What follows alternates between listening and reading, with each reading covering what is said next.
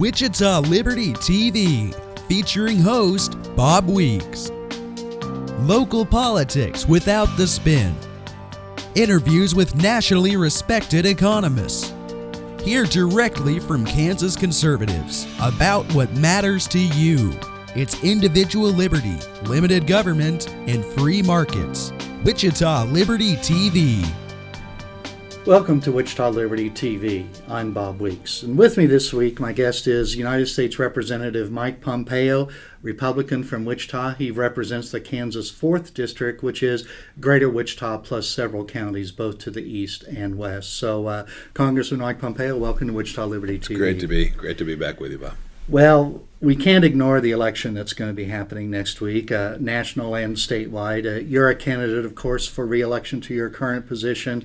Aside from your contest, do you have any advice for voters here in Wichita and Kansas about how they should make their decisions, would you say? We've got long ballots here in south central Kansas, all across. Different counties have different issues on their ballot. I urge folks to look for candidates the same way I've urged them since I started voting when I was 18, a long time ago now. I always think vote for someone who always tells you the truth, shoots straight with you, even when it's tough, even the political season changes. There are a set of principles and values around which conservatives rally. We ought to make sure that those are the people that we elect to office, whether it is for city council or county commission or for president of the United States. We should be looking for that candidate who believes most in liberty and freedom. And if you do that and you look at ballot issues, different from candidates, but look at those that advance freedom, you'll get to the right place. And I think I saw that you taken a position on the retention of the Kansas Supreme Court justices? I have. I'm urging folks to vote against retention of the judges. Okay. Any particular reason or? Yeah, we see the same thing at the federal level. We see courts moving out of their duly assigned constitutional place, and for me, that's what matters most. I have my role. I'm thinking about the federal level now, and it applies to the state too. But I have my role as a legislator. The governor or the president, in my case, has his role as the executive. It's very clearly laid out in Articles 1 and 2. And the courts have a limited but important role, which is interpreting the federal Constitution, or in the case of the Kansas Supreme Court, the Kansas Constitution. And they ought not be engaged in legislative processes in a way that I think this court has all too often been here in Kansas. And we've had a recent episode where the Kansas court's been overturned by the U.S. Supreme Court a number of times earlier in January by 8-0. So I'm thinking if you get Justice Antonin Scalia, he was still alive at that time, and Ginsburg to agree that the Kansas court is wrong, well, what does that say about the merit system of selection we have here in Kansas? Because people say it's a merit selection. We have the finest legal, guarantees the finest legal minds will end up on the Kansas Supreme Court and nothing else. Well, courts can get overturned. They can get it wrong. So I don't want to dwell on any one particular case. This retention issue is about these particular individuals who have acted in ways that tried to take power from the executive and legislative branches. And I think that puts an enormous risk to Kansans, because the accountability mechanism for our justices and our judges is not a democratic one. Now, we get this retention chance. It's different from the federal system. But our state representatives stand for election every 2 years. If they vote in a way or behave in a way that is inconsistent with what they said they would do, you can elect someone else. And if we have a county commissioner who goes off the reservation, the voters get a shot. It is so different with our court system. It's why their role is circumscribed and why it's so important that we get that piece of how we operate here in Kansas. And I'm very worried about the U.S. Supreme Court as well, to make sure that we get those folks right. Some of them, Bob, just to be honest, you can be a believer in the Constitution and limited government and make decisions that Mike Pompeo would disagree with. It can happen. This is not an ideological test that I'm applying to how the courts ought to operate. It is a understanding of how our Constitution should work. Now, you've since you've been in Congress, you've made at least one trip that I remember to the Middle East, maybe more there. And Every time I try to figure out what's going on in Syria, who are these rebels and what's in Russia's involvement there, can you just give us the nutshell view of what Americans need to know about what's happening in Syria in the Middle East? And how is that important to us here in Kansas? Why should we have to send soldiers there for whatever reason? Your question actually gives at least part of the answer. When I think about the Middle East or Syria in particular, I think about how do you keep Kansas safe? Right, the central question for American elected officials is not about creating democracy someplace else, but about ensuring the safety and welfare and economic prosperity here in America. Today, you have in Syria a chaos that has risen to a level that now there is a threat to us here in south central Kansas.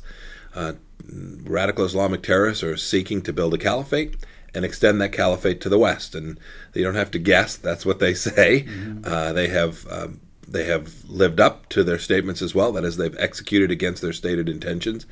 And our role is to ensure that we push back on them in a way that keeps us safe. And so I would have handled Syria very differently than this president would have. Today we have several thousand soldiers on the ground in Iraq and in Syria.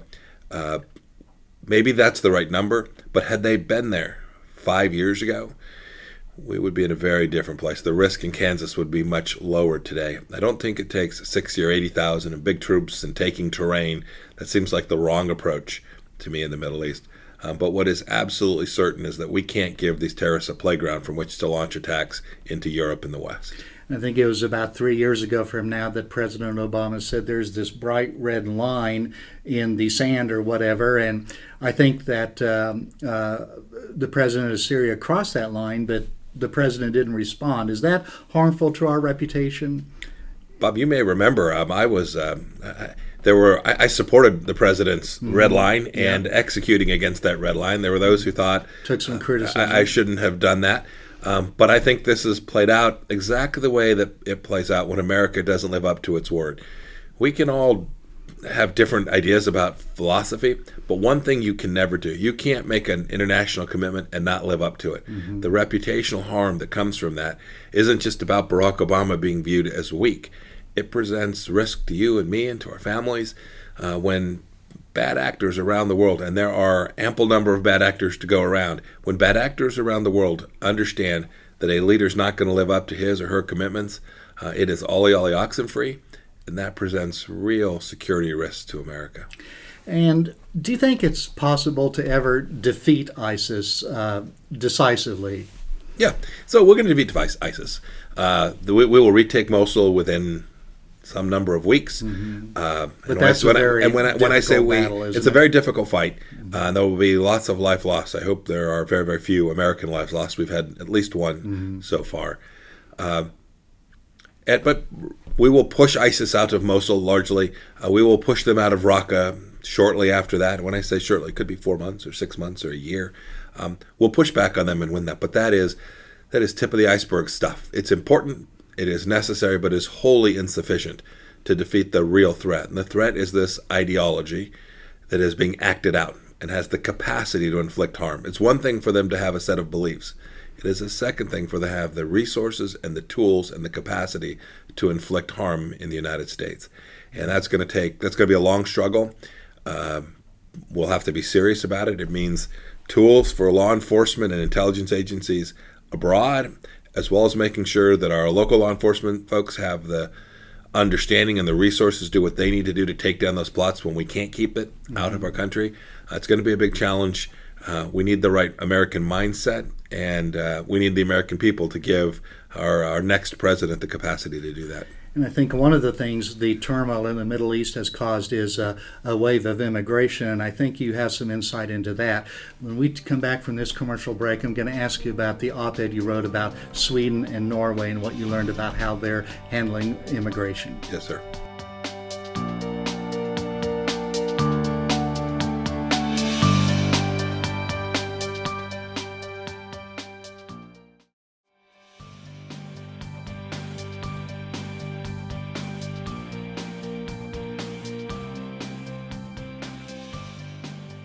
Welcome back to Wichita Liberty TV. I'm Bob Weeks, and with me this week are Congressman Mike Pompeo.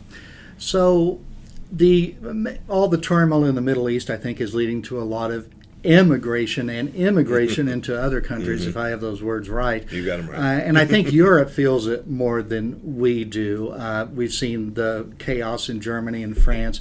You recently traveled to Sweden and Norway to learn about how they're handling immigration. And I think you wrote, though economically, in Wall Street Journal, though economically and demographically similar, Norway and Sweden have adopted sharply different approaches to the policy and politics of immigration and have reaped sharply differing outcomes. So what are these differences, if you could explain to our viewers, and what can we in America learn from these two countries? Yeah, I went with Senator Cotton. We saw two starkly different ways that nations handled this issue of immigration into their country. They're under enormous pressure. These cases are hard. You see the people. It's sad to watch them having millions of people being displaced. But the leaders of those countries had the same obligation to their people that I have to the folks I represent here in Kansas. And two things. We talked about policy and politics. The first is they each set up very different policies. Sweden essentially said, come on, come one, come all, created a magnet by handing out enormous social benefits to the folks who arrived. And then that was the policy. Ended up taking in some 5 or 6% of their total population. Imagine that in America. Should be like 15 or 20 yeah, it's million somewhere between 12 and 22 million people here in the United States, an enormous number, which will change the nature of their country. From a politics perspective, they also took anyone who had any idea of saying, hey, may we even just take a pause? Can we think about this? This all came upon us fast. These emigres showed up quickly and in large numbers. We need to make sure we have this right before we engage in something that is such enormous social implications for our country. Those people who were asking for so much as even a pause were cast aside as people who shouldn't be part of the political discourse. In some cases cast as racist, people who didn't care, who were heartless, and they were thrown out of the discussion. And so the debate inside of Sweden about what Sweden ought to do never took place. Contrast that with Norway. We think of them as countries that are fairly similar here in the United States. Norway began with a similar set of policies and then quickly recognized they needed to have a more robust discussion. They largely closed down their border. They admitted a much smaller number of immigrants.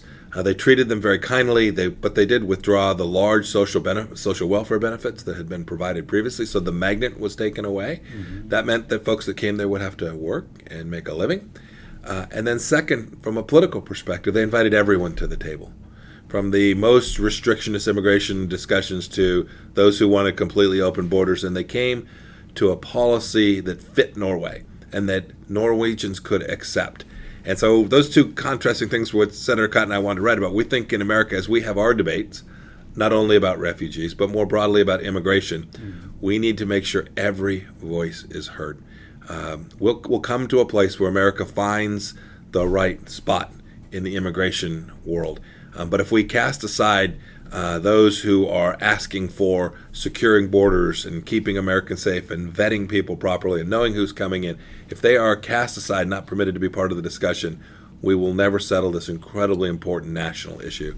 And so I think Norway got it mostly right and Sweden got it mostly wrong, and I hope Americans will consider that as we continue our discussion about immigration here. And that, I think, is in the Wall Street Journal near the end of September, and I think that article is available for anybody to read.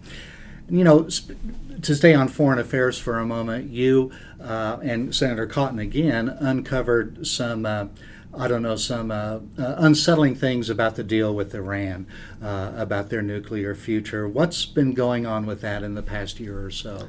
So the deal was agreed to back in January of last year. So we now have a year odd from the implementation date. And what we've seen since then is what I feared most.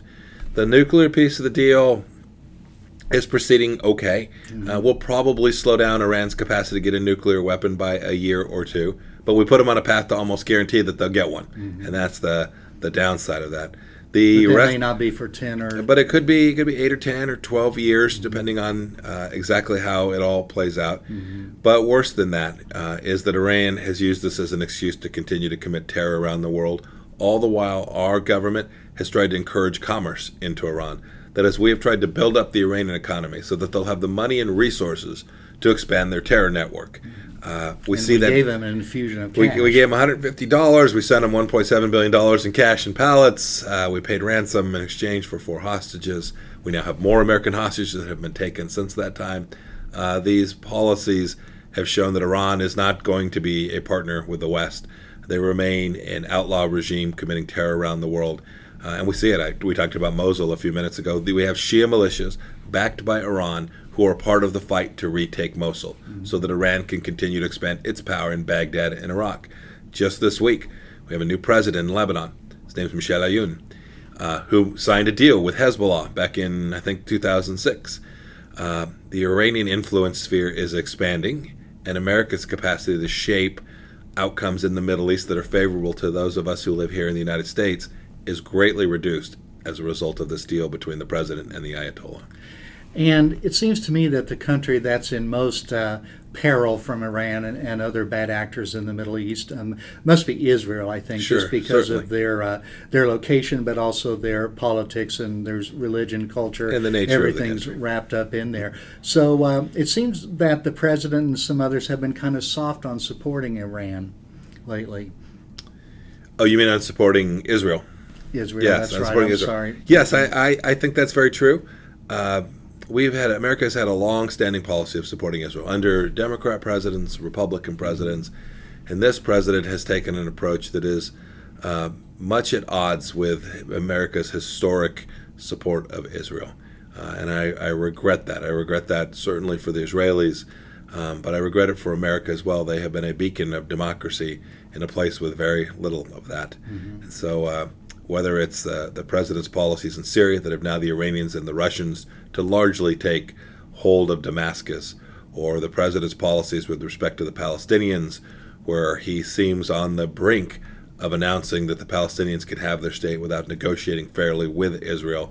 Those are policies that are dangerous for Israel and bad for America as well.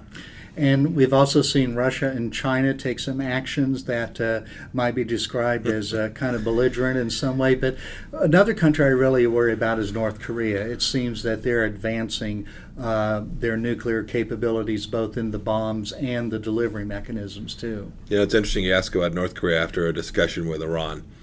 So we cut a deal with the North Koreans not terribly dissimilar from the deal we did with Iran. Indeed, the same person negotiated each of them, a woman named Wendy Sherman. Was this under Bill Clinton? This was under the Clinton administration, a deal where we essentially allowed them the capacity to continue some of their programs. And you can see when you have a regime intent upon building a nuclear weapon, deliverable intercontinental via a missile, and you don't deny them the capacity to do it, that is, if you take them on their word, the chance of success is very low. And we've seen this failure in North Korea. They are very, very close to having the capacity to deliver at least a short or medium range missile with a nuclear tip. So they're right there, South Korea, Japan, all within South spitting Korea, distance. Japan, most of Southeast Asia will be in the range of the North Koreans soon enough. It's hard to know exactly when. Well, so it sounds like the world's still a dangerous place. It's a dangerous place, and America has failed to lead. We can't solve every problem. We can't fight every fight. But with the right leadership from the United States, we can encourage others to be more bold and push back in their spheres of influence. And this president has just simply refused to do that. Well, let's turn our attention to domestic affairs, but we're going to take a moment off for a commercial break. This is Wichita Liberty TV.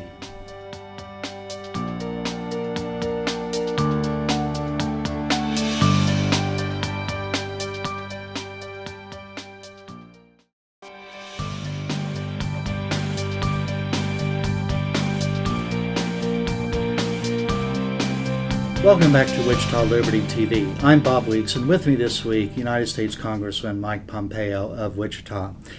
So, if we think the world foreign affairs are in upheaval, what about here in America? With these elections, we've got a Republican Party that's, I don't know how you call it, a state of upheaval to say the least.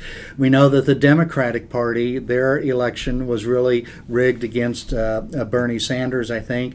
Every day we have Wikipedia exposing the secrets of Hillary Clinton's campaign. Newspapers like the Washington Post have fleets of reporters who all day long fact check these candidates to try to hold them accountable, and I think they're working overtime. We're starting to see institutions like the FBI and the Department of Justice doubted as to whether they can operate in a truthful and above-board manner. I'm not really sure of the question I want to ask you, but what the heck is going on here, do you think? Boy, where to begin to unpack that, Bob? You began talking about upheaval within our party. I think that's fair, but I like to remind people our party's always been rambunctious. It's one of the reasons I am so proud to be a Republican. We have a set of ideals, but inside of that, people form different policy views, and we have robust fights, and they're real, and they're meaningful, and they're important, and we get to better policy outcomes because of that. The Democrats on the other side, it is a command and control environment. The leader speaks, and everyone hops in line, and we have never been that way. And you can see in this election we have not been that way. I've also watched this election unfold since the beginning. When I supported Senator Rubio and worked hard to try and get him elected and failed miserably in doing so. And yet I've watched as we now have two options, right? As the field has winnowed to one of the two people on January 20th is going to stand on the West Capitol steps and give his or her inaugural address and hop in a vehicle and go down Pennsylvania Avenue and be sworn in to be the President of the United States. And I ask everyone out there who's thinking about how they're going to vote to consider the direction Hillary Clinton will take this country. If I'm blessed enough to be reelected, I am certain that America will be better off with a Republican president and a Republican Congress than with Hillary Clinton and a Republican Congress. I've seen how that plays out. We'll push back. We'll stop a lot of the things that she intends to do. But putting the policy agenda in place that will really grow our economy isn't going to happen with Hillary Clinton as the president. I think, what's interesting about these WikiLeaks emails is, a while ago I was thinking, historians, I was thinking of Robert Caro and those volumes of Lyndon Johnson biographies I've read, and how he goes and sits for hours and reads millions of documents. And I thought, in the day of email, we're not going to have that type of record. But as it turns out with WikiLeaks, we're having some of that right now. And there's allegations that it was Russia that hacked those emails. Should we be worried about Russia manipulating our elections? Yes. And I mean that in the following way. It is the case that the Russians have been attached to a program which has hacked U.S. political parties and persons' emails. That is what our intelligence community has concluded, and I am convinced that they are correct. China also. And China has been engaged in this for a while as well. And I do think that Mr. Putin is trying to impact our election. I don't think it's partisan. I don't think he cares a rip about which of the candidates win. I think what he's trying to do is undermine the pillars of American democracy. He's trying to make our elections look a little less certain, a little less fair, a little less free, and cast doubt on this great nation, the United States of America, so that he can go engage in the activity that he wants to without this iconic, unique, wonderful, exceptional country holding the moral high ground. And he wants to just take the shine off of that. And I think that's been his effort and will continue to be, not only for the next 7 days, but after that as well. So kind of fomenting dissent so that we wonder, well, is whoever is the president, was he or she really elected? And then maybe we're so tied up arguing about that we turn our attention away from what he's doing in Eastern Europe or wherever. Yeah, I think that's right. We are always out there trying to help other countries make sure they have free and fair elections. And we stand pretty proud that we've been able to do that.